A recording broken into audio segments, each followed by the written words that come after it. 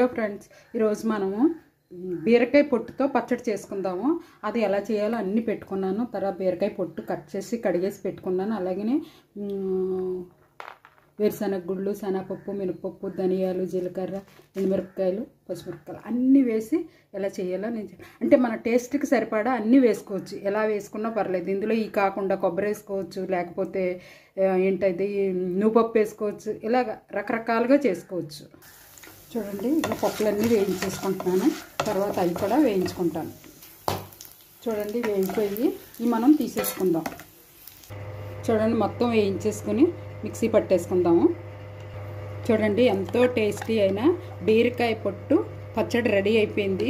మనం పోపు వేసుకోవాలంటే వేసుకోవచ్చు, లేకపోతే లేదు, ఇలాగే తీసుకోవచ్చు. ఎందుకంటే పోపు స్మార్ట్ వేయక్కర్లేదు, ఆయిల్ కూడా తక్కువ తింటున్నాడు కదా. ఇది మనం ఇలా చేసుకోవడం వల్ల అంటే పచ్చడి ఎందుకు ప్రిపేర్ చేస్తున్నారంటే డాక్టర్